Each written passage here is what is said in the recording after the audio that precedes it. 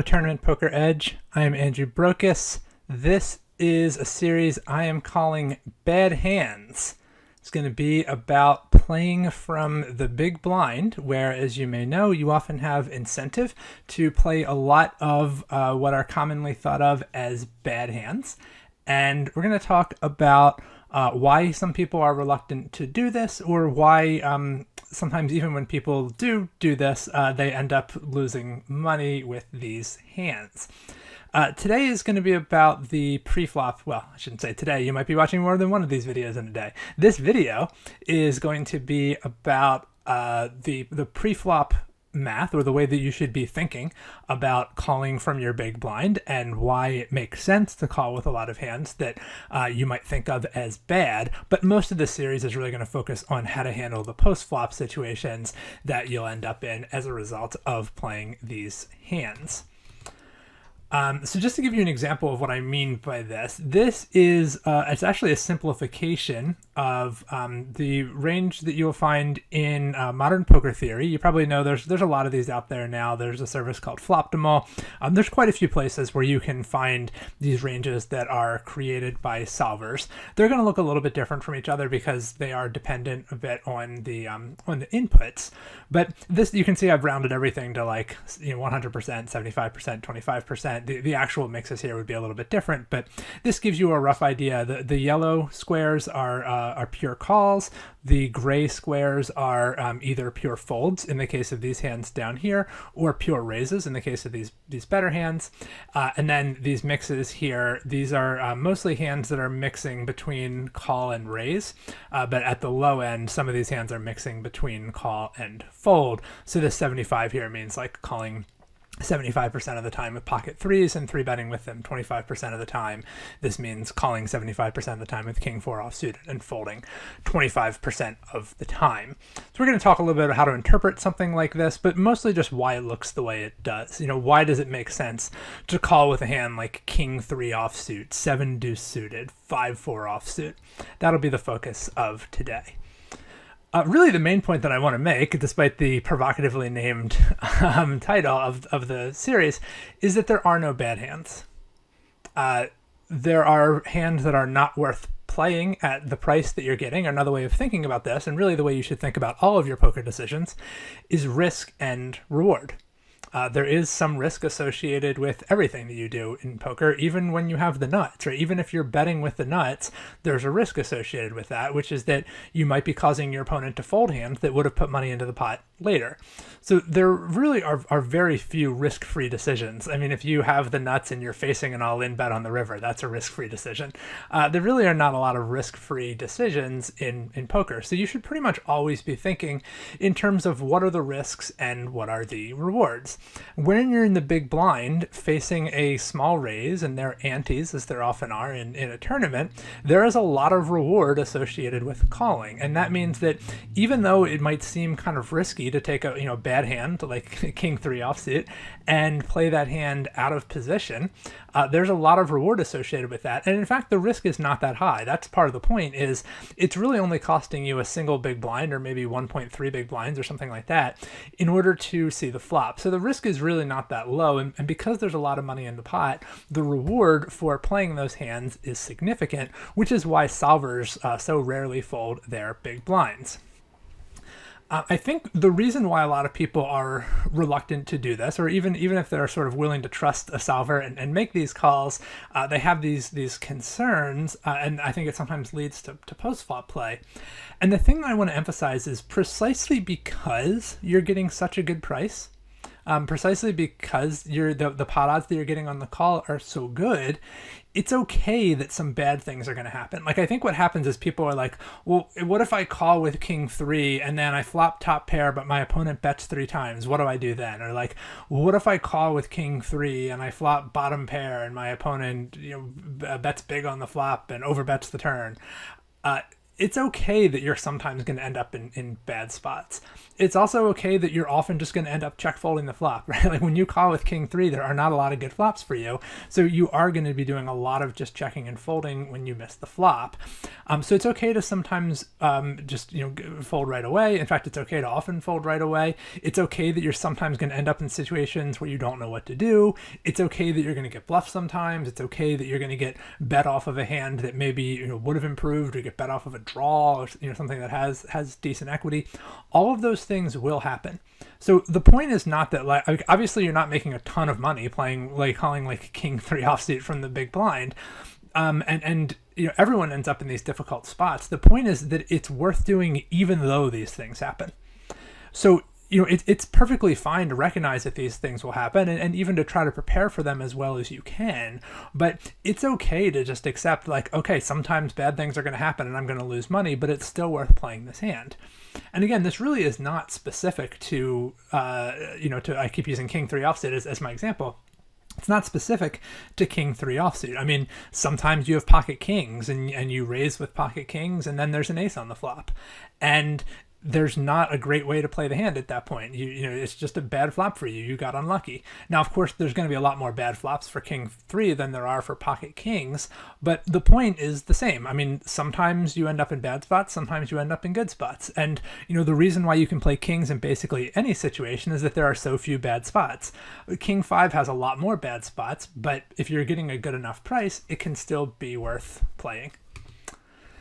And some of you may have encountered this before. I do have other videos here on TPE talking about this. I'm going to try to talk about it in a new way, or explain it in a slightly different way.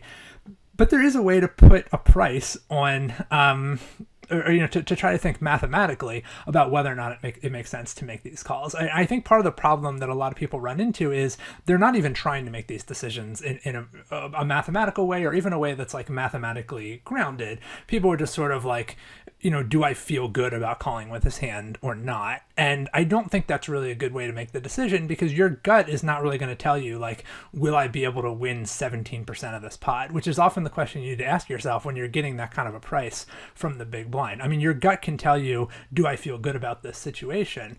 But part of what I want to argue is there are going to be a lot of situations that you might feel bad about that are nonetheless profitable. And this is how you get better at poker, right? I mean, you're already, like, the situations that are like slam dunk profitable, you're already doing those. So, I can't help you get dealt aces any more than you already are. I can't really help you flop sets any more often than you already are. What I can help you to do is find some situations that actually, where there is value, that maybe your gut isn't seeing, and I can help you try to train your intuition a little bit better and think about these things in a more mathematical way.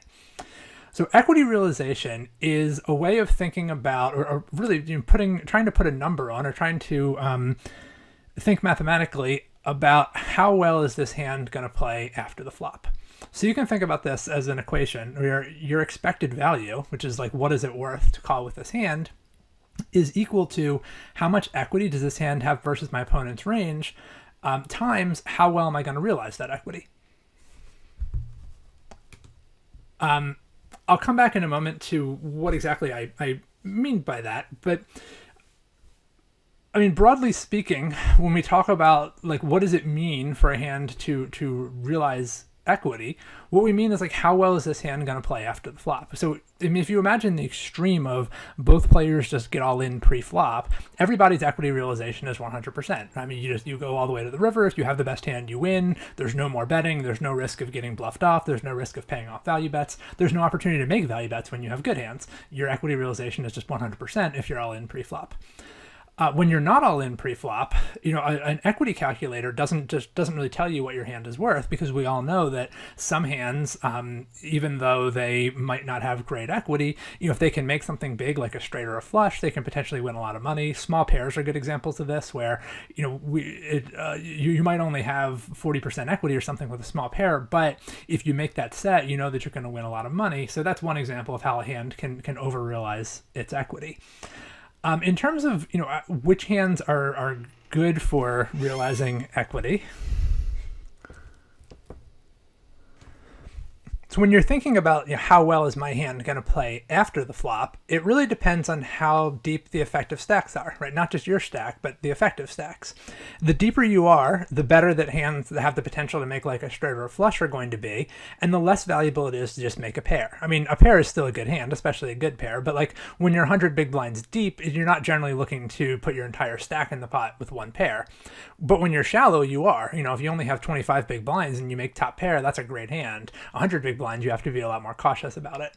But then the flip side of that is when you only have 25 big blinds, the reward for making a straight or a flush is much lower. So broadly speaking, a hand that has a straight or flush potential is going to be more valuable when you're deep, but less valuable when you're shallow relative to just having two big cards. A lot of the examples for this series are going to come from playing with 40 big blinds, which is already that chart that I showed you earlier for defending the big blind versus a cutoff raise. That was assuming 40 big blind effective stacks. We'll talk a little bit about how you might adjust for deeper stacks, but my point is not this is not meant to be a video about how to play with 40 big blinds. It's meant to be a video about how to think about the risk-reward decisions of calling with so-called bad hands from the big blind. So just to help you conceptualize this a little bit, I made this chart to talk about hands that have good equity, hands that have good equity realization, and then also hands that aren't doing so well on those scales. So you can see the hands that have both a lot of equity and a lot of equity realization. Now this is also, when we talk about a hand having a lot of equity, that has to be relative to the opponent's range. So a hand that has a lot of equity against the cutoff opening range might not have a lot of equity against an under the gun opening range. King 10 suit is a good example of this, right? When you're talking about a raise from the cutoff should be raising a fair number of hands that King 10 dominates, a lot of hands that are weaker than King 10. So King 10 is doing pretty well against the cutoff opening range. Against an under the gun opening range, there's not going to be a lot of dominated King X or 10X in the under the gun's range. Their range is going to be much more concentrated around hands that dominate King 10, so your equity wouldn't be so good there. So this is none of this is absolute. This isn't like some hands are just high equity hands, period. It's in a given situation, what kinds of hands are going to be high equity and high equity realization. So we can see ace queen offsuit, even though it's not suited, even though it's barely connected, you can only make one straight with it because the cards are so big. I mean, obviously ace queen offsuit has a lot of equity. It's one of the best hands that there is, but also the equity realization is pretty good, and that's because there is a situation where you win a really big pot with ace queen, which is just when you make top pair with ace queen, there's a fair chance your opponent's going to have a worse top pair and you're going to be able to win a big pot even with just one pair. That's not going to happen so much with ace 9 offsuit or 10-5 offsuit. Those are cases where if you make top pair, you'll often be on the wrong end. If you and your opponent both have top pair, you'll be on the wrong side of that. So that's why ace 9 and 10-5 tend to have low equity realization. You'll sometimes hear these referred to as reverse implied odds hands. I think that's a misleading term. I mean, that implies that you're losing money when you make top pair. I don't think that should be true, but it is going to be true that you're not going to win nearly as much with your top pair as you are when you have ace queen, where you have a good kicker. So dominating a lot of stuff in your opponent's range is one way that you have good equity realization, because it's just a very profitable situation to make top pair with a better kicker than the other player. And then you can see even cards that aren't quite as big as ace queen, like king 10 or queen jack, especially if they're suited. Those are also hands that they have a lot of equity against the late position opener, and they also have really good equity realization. So needless to say, if you're doing really well on both scales, these are just extremely strong hands, and they have a lot of incentive to re-raise. These are your value re-raises come from this category. I mean, I could have put pocket aces on this list as well. These are the very best hands, and often they will play quite well as re-raises. Now, there are other hands that we still expect to have very good equity against the late position raiser, but the equity realization is not nearly so good, right? So another way of thinking about this is just these are much harder hands to play after the flop. Like I said, ace 9 offsuit, there's going to be a lot more situations where you have to worry that you're dominated when you make a pair, or there's you're going to make middle pair instead of top pair. You're going to have one overcard to the board instead of two. Part of the thing with ace queen is even if the flop is Jack 8-5, ace queen is still a decent hand. You still have two overcards to the board. Ace 9 is a harder hand to play on a Jack 8-5 flop because now you only have one overcard to top pair. King 10 offsuit, it's not going to play quite as well after the flop as King 10 suited. Small pairs tend to fall in this category as well. At least with when you're very deep, small pairs can start to have better equity realization because the value of making a set is so high. With 40 big blinds, what happens with small pairs a lot is you just make like under pairs to the flop are very low R hands. When you have pocket twos on that Jack 8-5 flop, you don't have a lot of good options. If you bet, you mostly just get called by better hands. When you're facing a bet, it's like, well, the worst case scenario, your opponent has a bigger pair and you're in terrible shape. Best case scenario, they have 2 overcards and you're not that far ahead. So it's really hard to realize your equity with small pairs unless you make a set. And if you only have 40 big blinds to start, the reward for making a set is not that high. So these are hands that are they're doing very well. It's very likely, right, that ace 9 or pocket twos or king 10, if you're facing a raise from late position, it's very likely that this is the best hand. It has more than 50% equity against your opponent's opening range, but it's going to be a very difficult hand to play after the flop. We'll sometimes even see solvers just shove these hands, just go all in for 40 big blinds. You'll see this more, of course, when you get down to 25 or 30 big blinds. But these are also hands that are candidates for re-raising, especially if that re-raise can be all in, right? Precisely because these hands struggle from playing after the flop, they really benefit a lot from just getting all in pre-flop. If you have bad equity realization, getting all in pre-flop is a good way of dealing with that because you don't have to worry about playing after the flop. This is why people talk about, ace king. It's nice to get all in pre-flop and c5 cards. It's because it's hard to play ace king after the flop. Most flops don't have an ace or a king on them, and that makes playing ace king kind of tricky. So in this situation, ace 9, the same arguments for getting all in pre-flop with ace king also apply to ace 9. Hands with less good equity but good equity realization, these are hands that you're accustomed to thinking of these as implied odds hands, where you're so well, I know that it's not I'm not really expecting to be in great shape pre-flop, but I'm not in terrible shape, and if I get the right flop, I can win a lot of money. So I like 8-6 suited is a good example of that. I will point out, though, that you're not playing these hands only to make straights or flushes. Of course, a lot of the value of playing them comes from making straights or flushes, but part of why you can call with these hands against a late position raiser, or why calling with them is going to be more appealing than it would be against an early position raiser, is that you can win the pot just by making a pair of 9s with 9-8 offsuit, or making a pair of 6s with 8-6 suited. The wider your opponent's range pre-flop, the less likely it is that they're going to flop a pair, which means when you flop a pair, even if it's not a very good pair, you might just win the pot that way, or you might win the pot by semi-bluffing. Those are all things that are contributing to your equity realization here. It's not just about making a straight or making a flush, even though that's where a lot of your value comes from. Some of the value of these hands, like when you semi-bluff, that's another way that you overperform your equity. If all you have is 8 high, your equity is not great. But if you bet or you check raise and your opponent folds, you get the entire pot, which is much more than your equity might be 35%, but now you're getting 100% of the pot. So you're realizing a lot more. That's 300% equity realization. You're getting 3 times what your equity is. That's part of why these hands have high equity realization. So these tend to play well as calls. These are hands where you're getting a pretty good price, so it's okay that you're sort of starting from a disadvantage, and you're expecting these are somewhat easier hands to play after the flop. That doesn't mean they're always easy. I mean, you're still going to have plenty of tough decisions when you call with queen 5 suited, but at least sometimes you get something like a flush draw, or even just making a pair of queens. I mean, it's not super profitable, but you're never folding to a flop bet, so you can make hands where you have some pretty clear decisions, where it's the strength of your hand is obvious and easy to see, and the hand is relatively easy to play after the flop compared to something like ace 9 offsuit. And then the very worst hands are these small offsuit disconnected hands, 10-5, jack deuce, 8-3 offsuit. And you can see that in this situation, these were the hands that the solver was still folding. Even at this price, even facing a late position raise, the solver did still have a folding range, and it's made up of this kind of hand. These hands that have both poor equity and poor equity realization. So just in broad strokes, this is how these ranges are. I mean, solvers don't think in these terms, of course, but these are the heuristics that we can glean from looking at those charts in terms of what kinds of hands are good for re-raising, what kinds of hands are good for getting all in before the flop, what kinds of hands are good for calling raises, and then what kinds of hands have to be folded even when they are getting a very good price. And so these are really the worst hands. And part of the point is 8-3 offsuit is a noticeably worse hand than king-3 offsuit.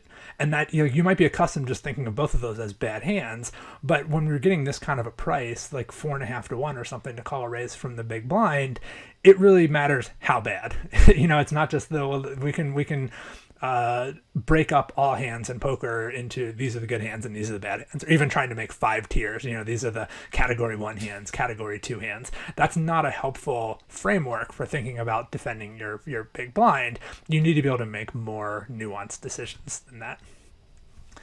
A couple last comments about solver ranges. It's important to note that these assume an unknown opponent. They did not assume an opponent who plays perfectly. So it's not like these ranges are only valid if your opponent is going to play in like a game theoretically optimal way. These ranges are useful anytime you don't know what to expect from your opponent. The more that you believe you can expect that your opponent is going to be tight or loose or aggressive or bad or very strong or something like that, then there might be ways that you can adapt these ranges to exploit or not be or to cut your losses against a tough opponent or something like that, and we'll talk about that. So these ranges are assuming, and in a case where you're not going to make any kind of assumption about your opponent, that's where these ranges are useful. They are specific to a certain raise size and a certain stack size. So at 100 big blinds, those ranges that I showed you would look different. Those are specific to 40 big blinds. They're also specific to a 2.3 big blind raise, which is what the modern poker theory assumes. If you were to look at the ranges from Floptimal, those assume a 2.1 big blind raise size, and so they're going to look slightly different. Only slightly, and again, we'll talk about what those differences are, but that strictly speaking, they are assuming a particular raise and stack size. It's not taking into account the fact that you're playing a tournament. So all things equal, you'd rather have less variance in a tournament. It's not there's no consideration of like the bubble or wanting to ladder or wanting to survive or something like that. So there might be reasons to be a little bit tighter than what these strategies, what these solver-generated strategies would advise. Because you are playing a tournament, you don't want to just take on variance without any kind of reward, and that's what you're doing when you call. Folding is 0 variance. Folding, you always get exactly 0 of the pot. You know what you're going to get when you fold. When you call, there's variance. Sometimes you win, sometimes you lose, and variance is inherently bad in tournaments. So it's something you need to be compensated for. You need to expect that you have some positive expected value in exchange for the variance that you're taking on. So as I mentioned, it's not trying to do anything exploitable to your opponent. It's not considering whether you're better or worse than your opponent. One thing that I think some people don't understand from looking at solver ranges is when you see mixed strategies, like I showed you, there were some of those hands that were raising 25% of the time but calling 75% of the time. What that means is that in a world where you're not making any assumption about your opponent, it doesn't matter what you do. Both of those things would have the same expected value. Now, one of them might end up being better. It's very sensitive to your opponent's play. So like if you have aces, 3-betting aces is against most people going to be better than calling, and like not by a small margin. Like 3-betting aces is generally a lot better than calling with aces. But that's not going to be true of like pocket threes. That's something where it's very sensitive to how your opponent plays. Depending on how your opponent responds to 3-bets or how they play after the flop, calling or raising could easily end up, either of them could easily end up being better. So the way you should think about seeing a mix is not that you need to try to hit exactly the frequency that the solver is hitting. The way you should think about a mix is like a judgment call, where if a solver is showing a pure strategy, you should generally think that like that's probably not a real close decision. There's one of these options is like considerably better than the other. So like with 7-2 offsuit, folding is a lot better than your other options. That doesn't mean there could never be a case for calling, but it would require a pretty strong exploitative assumption about your opponent. Whereas if it's showing a mixed strategy, like with ace-deuce offsuit, that's an example where calling or folding are extremely close. In fact, you're literally indifferent at equilibrium. And so one option could easily be better than the other depending on what kinds of assumptions you're going to make about your opponent. So talking a little bit about what those exploits would look like. Hands that a solver shows as 3-bets, if your opponent is opening more tightly, you can't 3-bet as wide. You can't 3-bet as wide for value, and that means you can't have as many like light 3-bets either. So you're just going to do less 3-betting in general against the tighter opener. Some of your 3-bets will become calls, hands that are like were just barely strong enough to 3-bet against an appropriately wide cutoff opener. Those will become calls if your opponent is too tight. Some of them might even become folds. So some of the lighter 3-bets, some of the worst hands that you're 3-betting could even turn into folds. That doesn't come up as often, but it could. Some of the worst hands that you'd be calling against a typical cutoff opener could become folds against a tighter opener. Your equity is going to be less good if the opener has a tighter range. And that means that calling with some of those worst hands, because they're very close, even against the player with the appropriate cutoff opening range, if we make the cutoffs range wider, if we make it tighter, then those calls are going to become less good and you're going to err on the side of folding those. When we talk about post-flop play, we're also going to have to keep in mind that making a hand like middle pair or even top pair against the tighter player is not as valuable as making it against the looser player, and we won't be able to play those hands as strongly after the flop. You should also assume that a larger raise equals a tighter range and make all those same adaptations. So if you're facing, instead of a 2.3 big blind raise, like the chart that I was showing you assumed, if you were facing a 3 or a 3.5 big blind range, you should assume that that's a tighter range. Of course, you're also getting a less good price, which is going to be another reason why you will call less often to the larger raise. But part of the point is, even in addition to getting a worse price, your hand is also doing less well against the range of hands that's making that larger raise. Your opponent can't justify raising as many weak hands as they could for a smaller raise size amount. So all those same adjustments are going to apply there. And it'll be the opposite against the looser opponent. If they're raising wider than what a solver would expect a cutoff opener to be opening, what a solver would open itself from the cutoff. If your opponent is opening wider than that, you have more incentive to 3-bet them. You can 3-bet wider for value, and you can also have more light 3-bets. So some hands that you might otherwise fold, so that would be folds against a typical cutoff, those could become calls or even raises. It's going to be more profitable to call against the player who's playing more bad hands. And then after the flop, making a top pair against this player is going to be more valuable than making it against the tighter player, or even making it against a player with an appropriate range. If you were facing a smaller raise, you're facing just a min raise instead of a 2.3x raise. Well, you should expect that your opponent has a wider range. They're risking less, so they can raise more weak hands when they do this. And consequently, you're getting, or I guess in addition to getting a better price, you're facing a wider range, which means you can do more calling. Hands that would have been close decisions or just folds against the 2.3x raise, they'll become calls or maybe even 3-bets against this presumably looser range that's making the smaller pre-flop raise. At stages of the tournament where you're under particular ICM pressure, like on the bubble, for instance, you have to assume that you are going to under-realize your equity post-flop. Even hands that have, like on that chart that I showed as having good equity realization, their equity realization won't be as good when you're under ICM pressure. That's because there are things that you can't do when you have to really value your survival. Bluffing and semi-bluffing become much less appealing. Bluff catching becomes much less appealing. Floating becomes less appealing. So you end up just having to do a lot more folding after the flop, even when you've seen the flop pretty well. Like you might flop middle pair and still fold to a bet. You might flop a draw and still end up folding to a bet, or at least not being able to check raise and play that draw aggressively, which means that you're not going to get as much equity from it. So you should expect that your equity realization in general is going to be less good when you're facing ICM pressure, and that means that you're going to have more incentive to fold. In addition to the fact that you need more equity to justify calling, because you need to be more compensated for the risk that you're taking.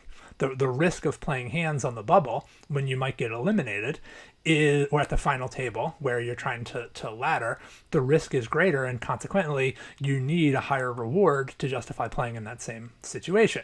So you're going to do more folding than what the charts might indicate. You're also going to do less raising. You're going to be trying to keep pots smaller in general. And you really want to have an emphasis on being able to make hands that if you make them after the flop, you're going to be able to play them really strongly. So hands where, like, if you make top pair, you're going to have a great kicker, where you have potential to make like straights or flushes. You don't want to be making stuff like middle pair, top pair with a bad kicker, weak draws. These are the kinds of hands that really suffer from the under-realizing equity after the flop. So these hands in particular tend to go down in value. You should also expect that against a tough opponent, you're going to under-realize your equity, so you're going to have more incentive to fold against a tough opponent. I also think that you have more incentive to raise. When you have a close decision between raising and calling, you should prefer raising against the tough opponent.